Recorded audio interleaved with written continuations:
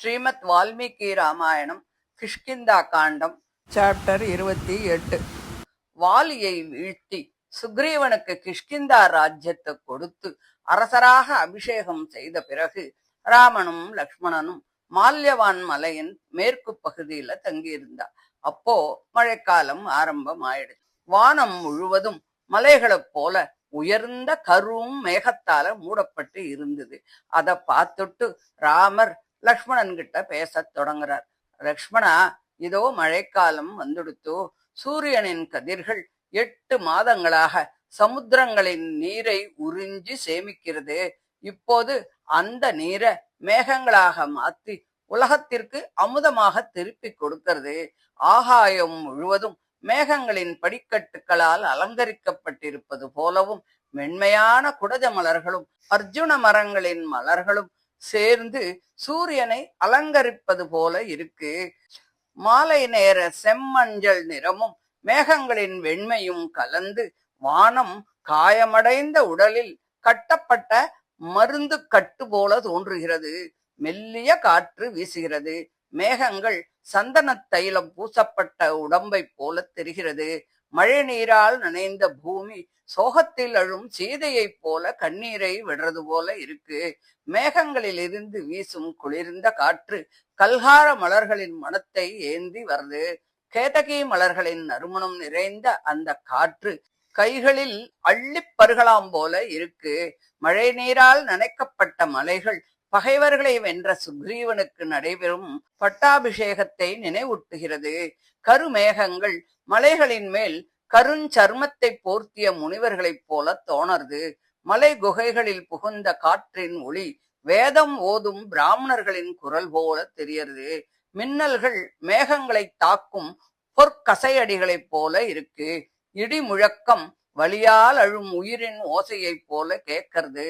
கரு மேகங்களின் நடுவே பளிச்சுன்னு தோணும் அந்த மின்னலை பார்த்தால் ராவணனின் மடியில் அமர்ந்திருக்கும் சீதையே இப்படி தோன்றுவாளோ என்று ராமர் மனம் உருகினார். மேகங்களால் மறைக்கப்பட்ட திசைகளில் சூரியனும் சந்திரனும் காணப்படவில்லை. அந்த காட்சி பிரிவு துயரத்தில் இருக்கும் தனது மனநிலையை அதிகரித்தது. மலைச்சருவுகளில் பூத்திருந்த குடஜ மலர்களை பார்த்த ராமன், இவை என் காமத்தை தூண்டுகிறது, என் துயரத்தை இன்னும் அதிகரிக்கிறது அப்படின்னு சொல்றார். வெப்பம் குறைந்தது, தூசு அடங்கியது, பயணங்கள் நிறுத்தப்பட்டது. தூர தேசங்களுக்கு சென்றவர்கள் தங்கள் வீடுகளுக்கு திரும்பத் தொடங்கினார்கள். சக்கரவாக பறவைகள் தங்களது துணைகளை தேடி பறக்கிறது. ஆனால் பாதைகள் அனைத்தும் வெள்ளத்தால் மறைக்கப்பட்டதால் தேர்களும் வண்டிகளும் செல்ல முடியவில்லை. சில இடங்களில் வானம் தெளிவாகவும் சில இடங்களில் மேகங்களால் மூடப்பட்டும் இருந்தது. அமைதியான சமுத்திரத்தின் பலவேறு தோற்றங்களைப் போல அது மாறி மாறி காட்சியளித்தது. மலைகளில் இருந்து பாய்ந்து ஓடும் ஆறுகள் செம்மஞ்சள் நிற கனிகளையும் புது மழை நீரையும் தாங்கிக் கொண்டு வேகமாக ஓடுறது. வண்டுகள் பழுத்த நாவல் பழங்களை சூழறது. காற்றால் அசைக்கப்பட்ட பழுத்த மாம்பழங்கள் தரையிலே விழறது. மலைகளைப் போன்ற உயரமான மேகங்கள் வெண் கொக்குகளின் வரிசைகளையும் மின்னல்களின் கொடிகளையும் அணிந்து போருக்கு தயாரா இருக்கிற ஒரு மத யானையை போல இடி முழக்கத்தோட நகர்ந்து போறது. மழை நீரால் பசுமையாக மாறிய காடுகளில் மயில்கள் ஆனந்தமா ஆடுறது. மலை உச்சிகளில் ஓய்வெடுத்த மேகங்கள் மீண்டும் பயணிக்க ஆரம்பிக்கிறது. ஆகாயத்தில் வெண் கொக்குகளின் நீண்ட வரிசைகள் முத்து மாலையைப் போல தோன்றது.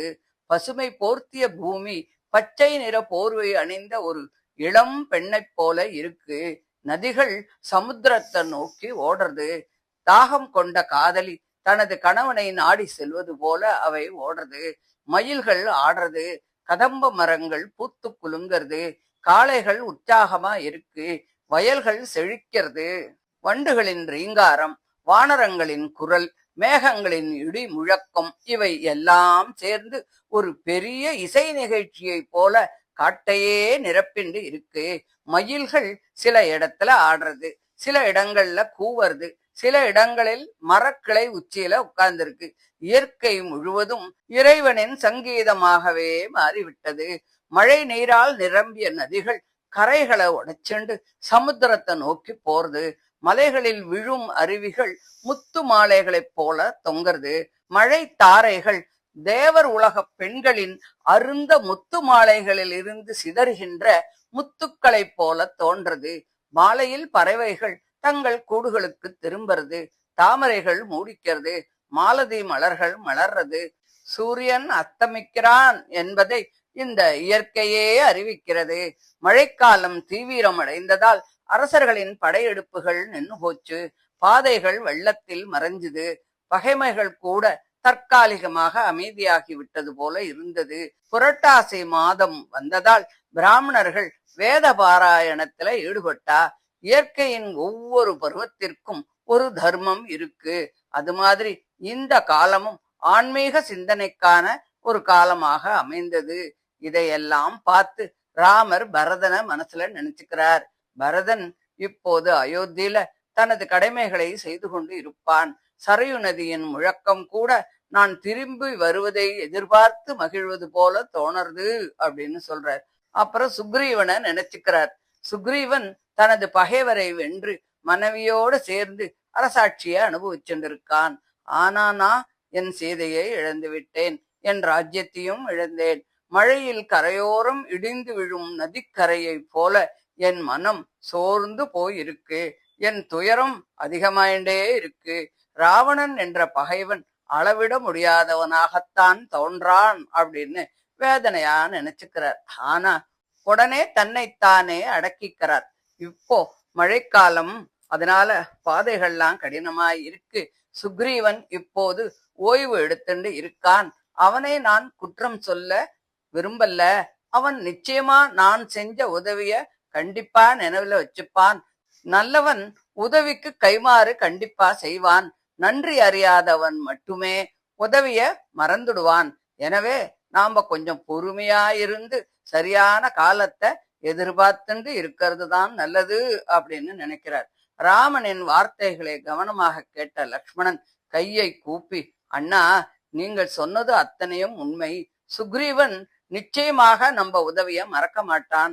மழைக்காலம் முடிஞ்சு சரத்காலம் வந்ததும் அவன் கண்டிப்பாக அவன் வாக்கை நிறைவேற்றுவான்.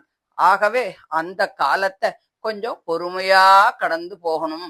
பகைவரை வெல்ல வேண்டிய தருணம் சீக்கிரத்தில் வரும் அப்படின்னு சொல்லி ராமனுக்கு ஆறுதல் சொல்றான்.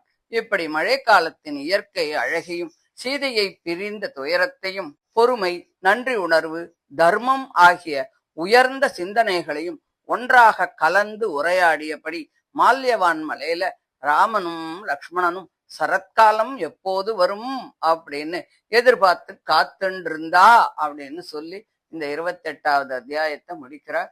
இதை தொடர்ந்து 29வது அத்தியாயத்தை அடுத்த ஆடியோல பார்க்கலாம். தேங்க்யூ.